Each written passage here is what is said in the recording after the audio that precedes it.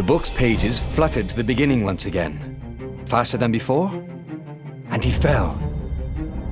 The clouds parted over the Isles of Boreas. It was time to choose. The rebellion was in trouble.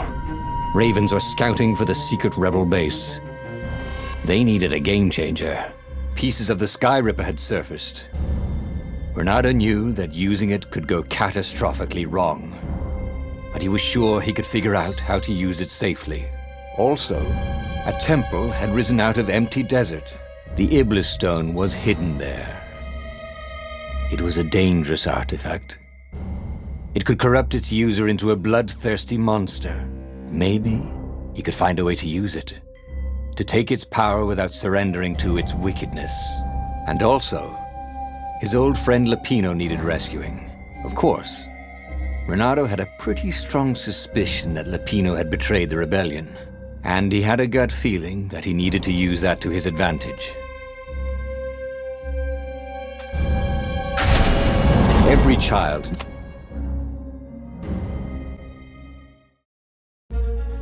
As he set foot on the island, Bernardo couldn't help feeling a bit curious. Was Lupino still waiting to be rescued? No. He was probably drinking champagne with the ravens. Did ravens drink champagne? Did rabbits?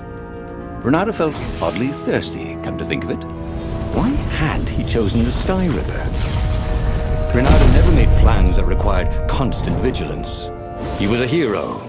He didn't think too much. He just went with his gut and hoped it all worked out. The Sky Ripper was a long shot. He'd have to devote himself to it. No side journeys, no rescuing old friends. That was against his nature.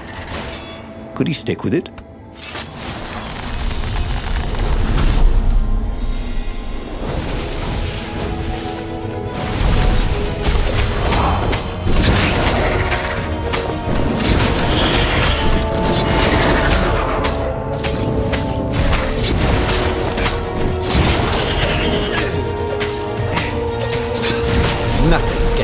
Pumping like a bit of killing. That had been his mistake before, not trusting Zenobia's feelings for him. But how could he have known, after all these years of silence?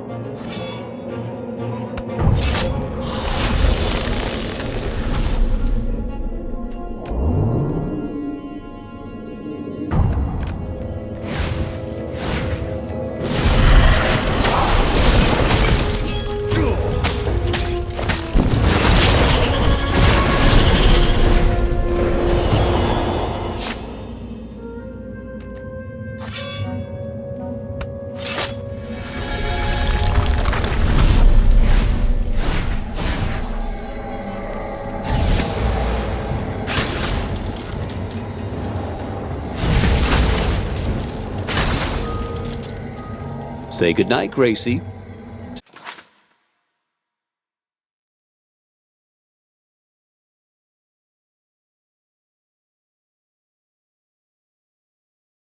Said Bernardo, wondering who Gracie was.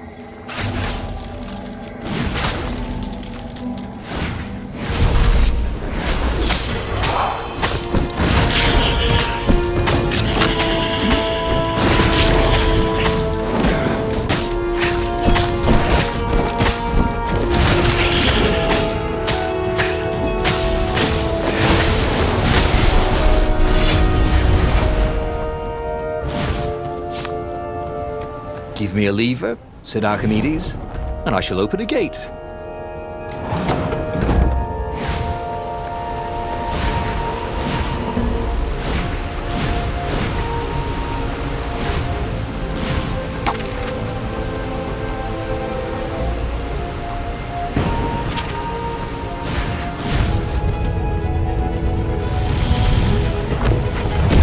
There it was, Sky Ripper's armature. The stuff that dreams are made of. Engineers dream. How is it part of a weapon at all? He'd have to ask a scientist. But first, he'd get the second piece. Sky Ripper had a heart, a core that had come to rest on the next island. Well, there was another island he could reach. Zenobia had just invaded it with her father's Raven battalions. She must be encamped there still. But fighting Zenobia now, that made no sense at all. He'd already sacrificed one friend to get this armature, was it? He didn't need to hurry to face her. She would find him. It was a no-brainer. He'd sacrificed...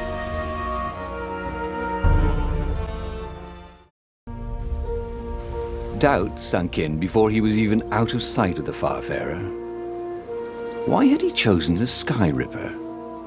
It was the sort of path he'd always avoided. The path of responsibility, of seriousness. Had he grown up? He didn't feel grown up. He'd made this decision from his gut, like he always did. Somehow, he'd impulsively decided to stop being impulsive. Did that make any sense?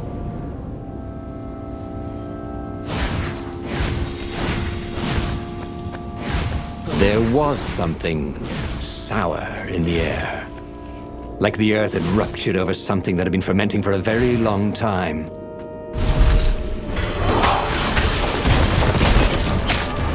This must be that sufficiently advanced technology we always talked about.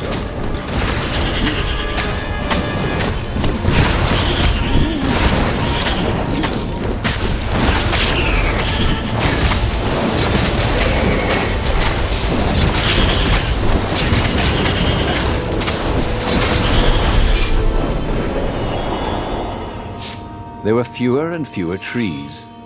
There were only these huge crystalline growths. Had those been here before? He no longer heard birds except for the feverish cawing of the ravens when they attacked. He couldn't smell the small animals of the forest. The mice and rabbits. Where had they gone? He was getting hungry too. This was an unhealthy place to be.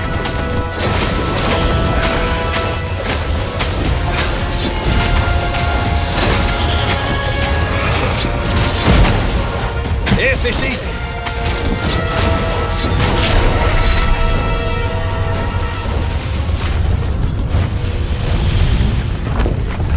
The 20-sided core made him feel physically sick. Once he had sneaked into a temple of the dark arts and he hadn't liked what he smelt and saw there. This felt like that. As quick as he could, he wrangled the icosahedron into the armature. The wheels began to spin. He carried his prize back to the Farfarer. Now, he had to make his next move. There was a key Imperial outpost on the Nexus. If this really was some sort of super weapon, he could use it to wreak havoc on the enemy.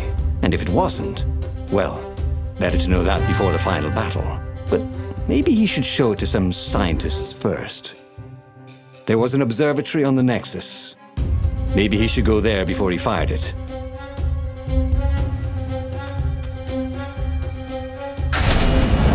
Of course, if you've just assembled a weapon out of legend that can exile gods from the world, you'd want to have a scientist or two look at it. And even if they disagreed and he had time, he could ask Calaveras himself.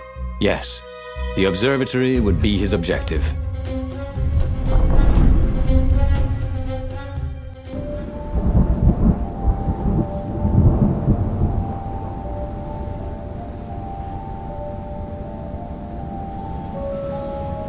Why had the parts of the Sky Ripper only surfaced now, thousands of years after the Transcendent Emperor had dismantled it?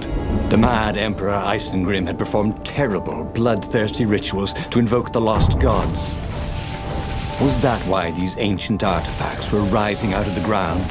How perfect, then, that the Sky Ripper would reappear to be his destruction. And, hopefully this time, just his destruction.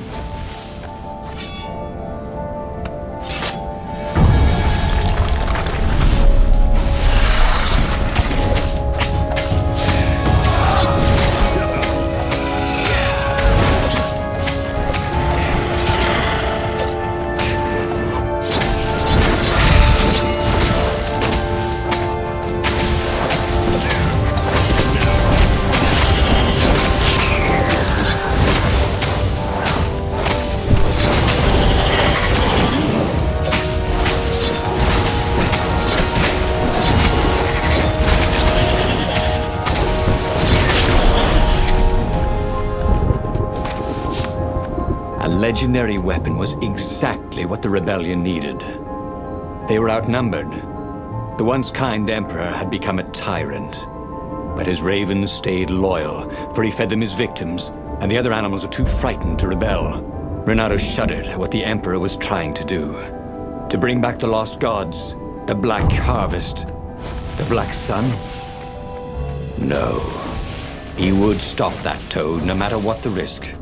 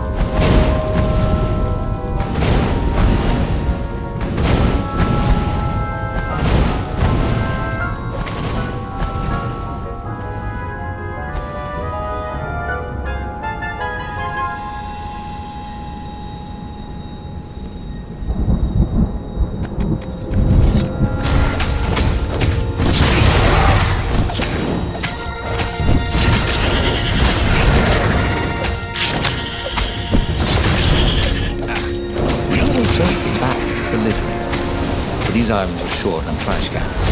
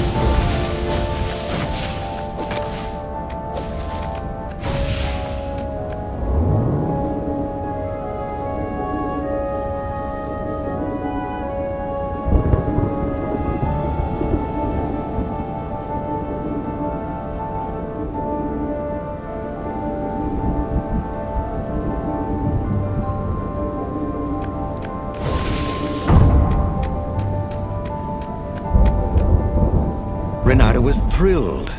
The scientists seemed to think he'd put the Sky Ripper together right. But one toad was worried. At least go see Calaveras. Yeah, said the worried toad. He knows more than anyone else has forgotten about the Transcendent Emperor. If anyone could tell him how to use this weapon safely, it would be Calaveras. It was he who had told Renato how to find it in the first place. But maybe he had to give up on using it as a weapon. Maybe he had to go to the secret rebel base and ask the generals there what he could do with a weapon that he dared not use.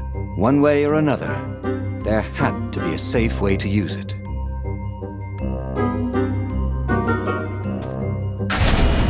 On the way to the ruins of the city of Ubar, Renato had plenty of time to ponder what the toads had said. Strings and holes and something called anti-stuff.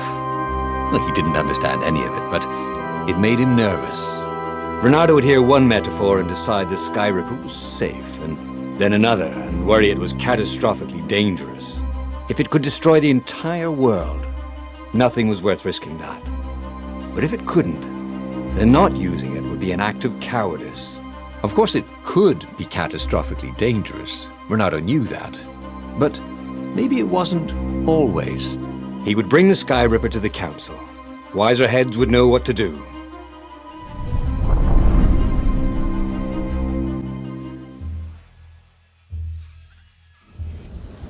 The truth was, if it wasn't safe, then it was dangerous.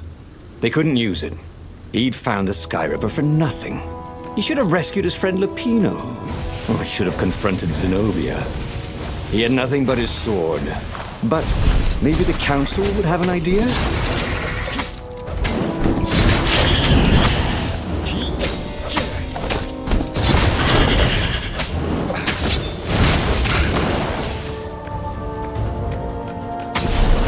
The ruins. Why were so many ravens scouring the ruins? Had someone betrayed the secret base?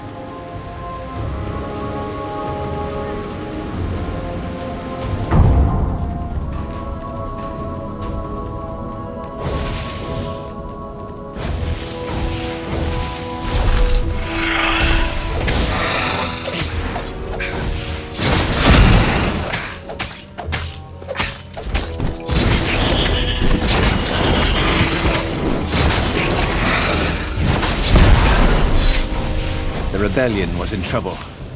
They'd have to attack, brandishing a super weapon they could not use. It could work.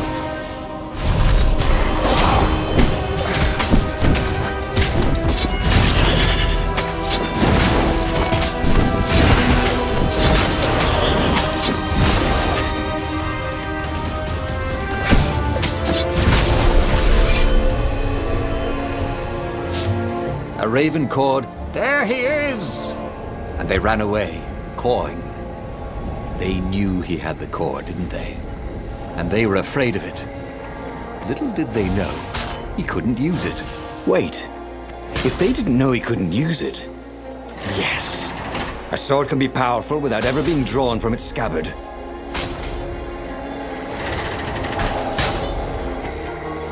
Didn't your mother tell you it's rude to stare?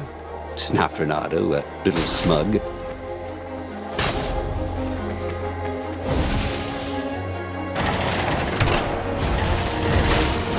The long stairs. So he was close to the rebel base. Nothing was on fire. So far, so good.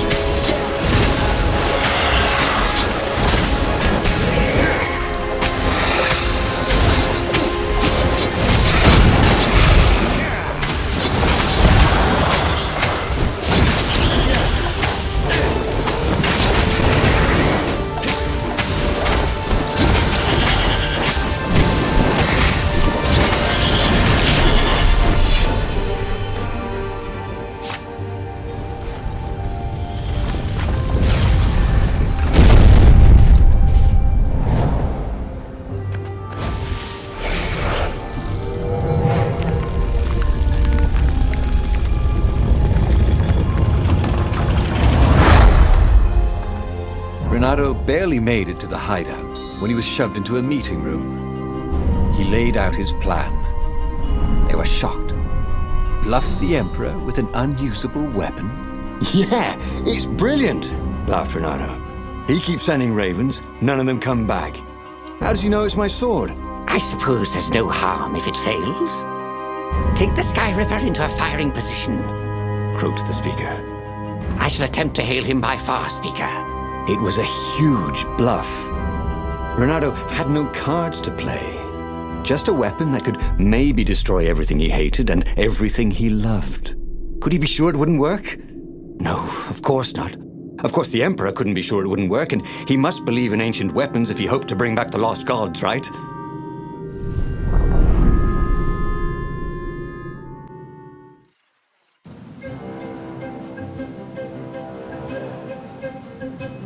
What terms could he offer Isengrim III?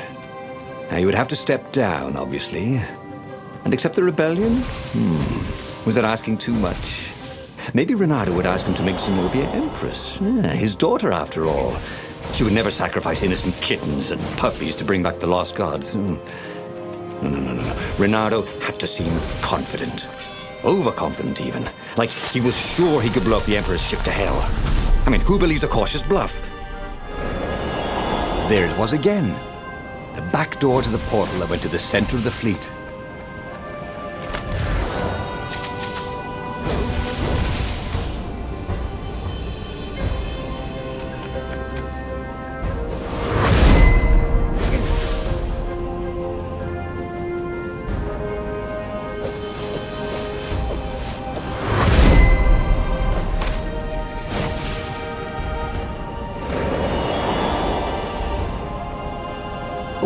strange.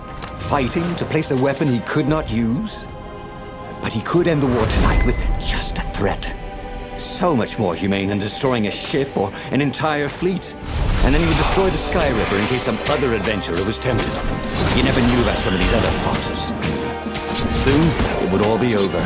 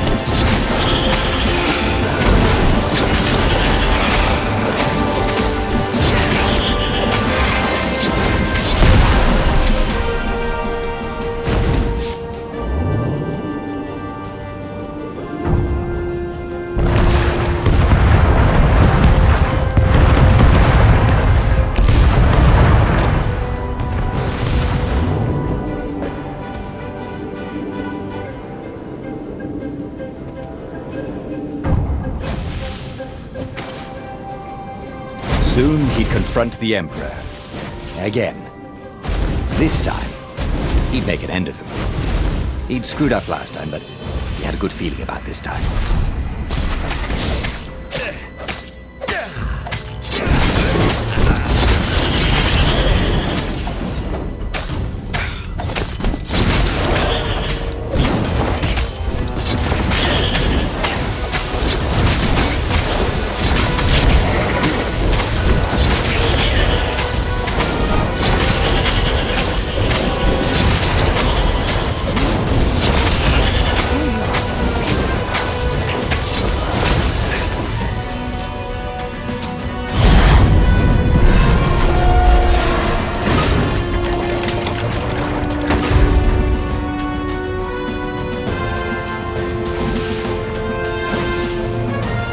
He set up the Sky Ripper and let it warm up. Zenobia came out, flanked by a whole platoon of ravens. "I know you, Reynardo. You won't actually use that," she said. "I know what the scientists told you, that it would totally blow up your fleet. You're reckless, Reynardo. Bold, dashing, brave, devil-may-care, wild, impulsive, hasty, rash, sometimes even a little harebrained, a bit feckless even. You just don't think things through. Oh, get to your point, woman. But you're not crazy. How do you know I didn't go crazy? Demanded Reynardo, doing his very best to look crazy. Well, go ahead then. Press the trigger. Oh, damn her. She'd seen through him again. She never fell for his bluffs. This was the moment to do something brilliant, to come up with exactly the right thing to say, to make a heroic move. That's what heroes do. Oh, but he couldn't think of anything that wasn't obviously stupid. He was too shocked to move. Her ravens came and seized the Sky Ripper. He stared as they pushed it over the side into the abyss. Hey! Oh, I fought really hard to get that. It should never have come back. And he had to admit she was right. She had always been right. It was one of the frustrating things about her. Years later, as he rotted to his death in an Imperial prison cell, Reynardo was still trying to come up with something clever and heroic that he could have done in that last moment. But he never could. Oh, again? But he already had all the secrets he needed. He was sure of that. He must have not used them the right way. What was the best, worst mistake he could make? Probably trusting that traitor Lapino.